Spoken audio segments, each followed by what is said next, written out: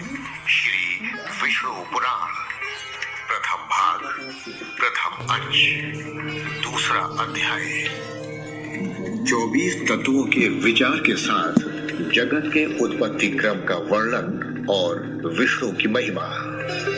श्री पराशर जी बोले, जो ब्रह्मा विष्णु और शंकर रूप से जगत की उत्पत्ति, स्थिति और संहार के कारण हैं तथा अपने भक्तों को संसार सागर से तारने वाले हैं, उन विकार रहित शुद्ध अविनाशी परमात्मा सर्वदा एक रस सर्व विजयी भगवान वासुदेव विष्णु को नमस्कार है, जो एक होकर भी नाना रूप वाले हैं, स्थूल सूक्ष्ममय हैं, अव्यक्त एवं व्यक्त रूप है तथा अपने अनन्य भक्तों की मुक्ति के कारण है। उन श्री विष्णु भगवान को नमस्कार है, जो विष्णु रूप प्रभु विश्व की उत्पत्ति, स्थिति और संहार के मूल कारण है। उन परमात्मा विष्णु भगवान को नमस्कार है, जो विश्व के अधिष्ठान है, अति सूक्ष्म से भी सूक्ष्म है, सर्व प्राणियों में स्थित पुरुषोत्तम और अविनाशी है, जो परमार्थता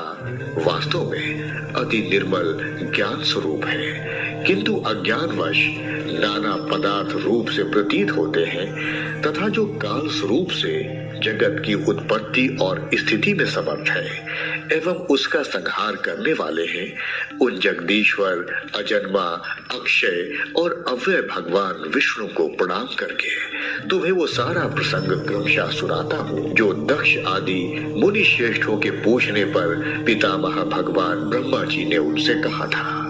वह प्रसंग दक्ष आदि मुनियों ने नर्मदा तट पर राजा पुरुकुत्स को सुनाया था तथा पुरुकुत्स ने सारस्वत से और सारस्वत ने मुझसे कहा था, जो पर प्रकृति से भी परम श्रेष्ठ अंतरात्मा में स्थित परमात्मा रूप वर्ण नाम विशेषण आदि से रहित है, जिसमें जन्म वृद्धि परिणाम क्षय और नाश इन 6 विकारों का सर्वथा अभाव है, जिसको सर्वदा केवल है इतना ही कह सकते हैं तथा जिनके लिए ये प्रसिद्ध है कि वे सर्वत्र है और उनमें समस्त विश्व बसा हुआ है। इसलिए ही विद्वान, जिसको वासुदेव कहते हैं, वही नित्य अजन्मा अक्षय अव्यय एक रस और हेय गुणों के अभाव के कारण निर्मल पर ब्रह्म है।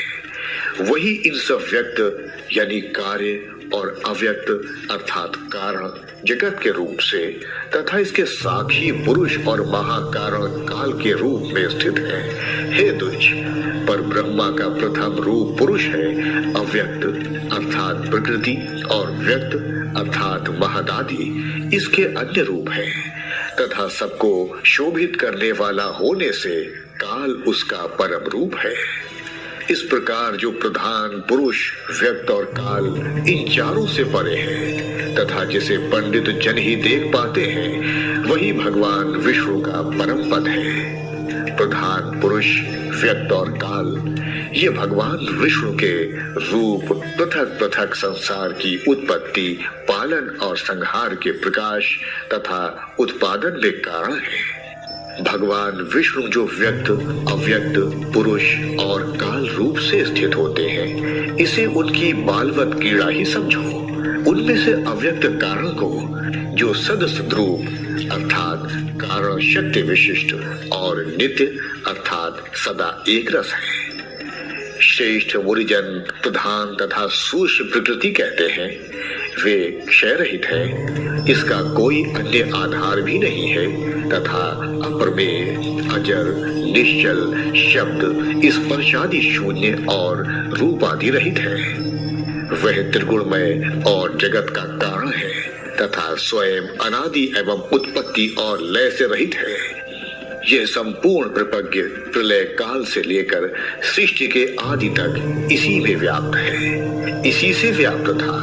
हे विद्वान, श्रुति के मर्म को जानने वाले श्रुति परायण ब्रह्मवेत्ता महात्मा गण इसी अर्थ को लक्ष्य करके प्रधान के अतिपादक इस श्लोक को कहा करते हैं। उस समय अर्थात प्रलय काल में न दिन था, न रात्रि थी, न आकाश था, न पृथ्वी थी, न अंधकार था, न प्रकाश था। और न इनके अतिरिक्त कुछ और ही था।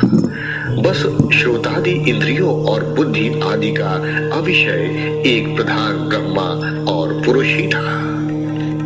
हे विप्र, विष्णु के परम अर्थात उपाधि रहित स्वरूप से प्रधान और पुरुष ये दो रूप हुए। उसी विष्णु के जिस अन्य रूप के द्वारा वे दोनों अर्थात सृष्टि और प्रलय काल में संयुक्त और वियुक्त होते हैं, उस रूपांतर का ही नाम काल है। बीते हुए प्रलय काल में ये व्यक्त प्रपत्र प्रकृति में लीन था, इसलिए प्रपत्र के इस प्रलय को प्राकृत प्रलय कहते हैं। हे द्विज, काल रूप भगवान अनादि है, इनका अंत नहीं है, इसलिए संसार की उत्पत्ति, स्थिति और प्रलय भी कभी नहीं रुकते हैं। वे प्रवाह रूप से निरंतर होते रहते हैं। हे मैत्रेय, प्रलय काल में प्रधान प्रकृति के साम्यावस्था में स्थित हो जाने पर और पुरुष के प्रकृति से पृथक स्थित हो जाने पर विष्णु भगवान का काल रूप इन दोनों को धारण करने के लिए प्रवृत्त होता है।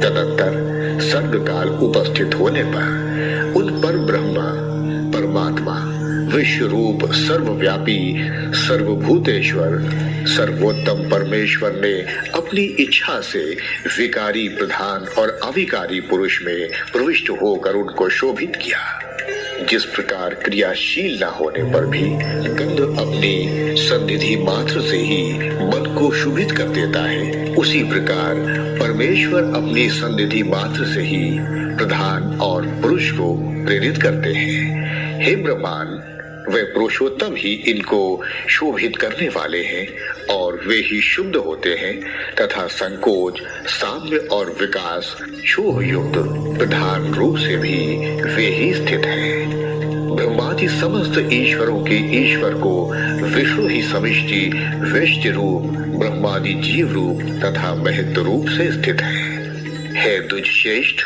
सर्ग काल के प्राप्त होने पर गुरु की साम्यावस्था रूप प्रधान जय विष्णु के क्षेत्रज्ञ रूप से अधिष्ठातित हुआ तो उससे महतत्व की उत्पत्ति हुई। उत्पन्न हुए प्रधान तत्व ने आवृत्त किया।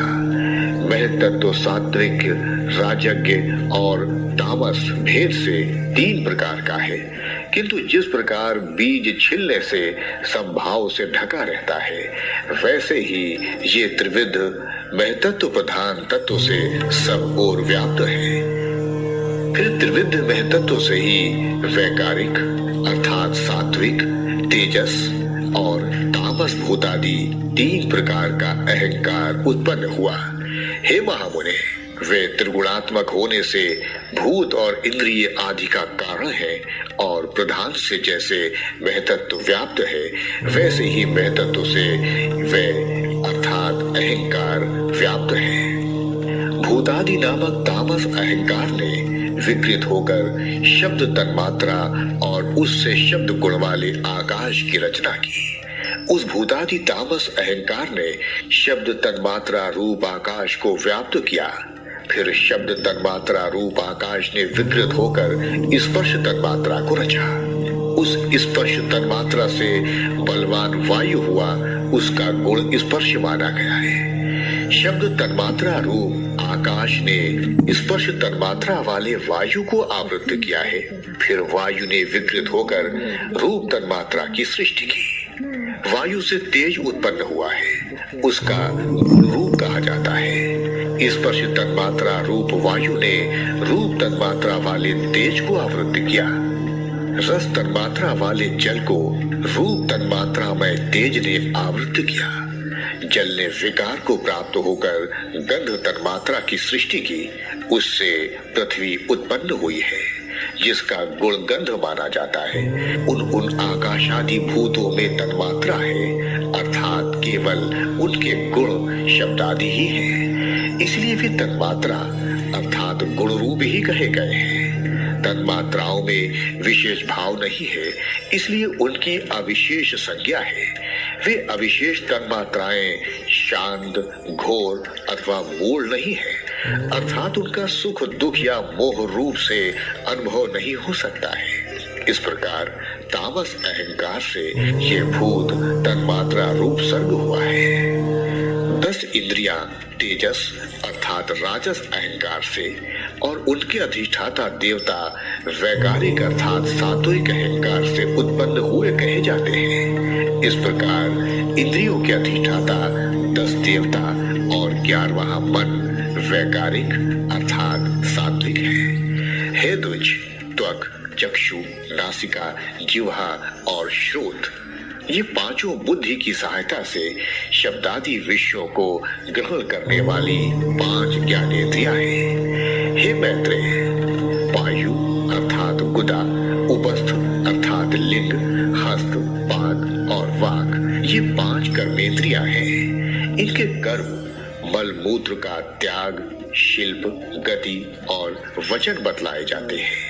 आकाश, वायु, तेज, जल और पृथ्वी, ये पांचों भूत उत्तरोत्तर क्रमशः शब्द, स्पर्श आदि 5 गुणों से युक्त हैं। ये पांचों भूत शांत, घोर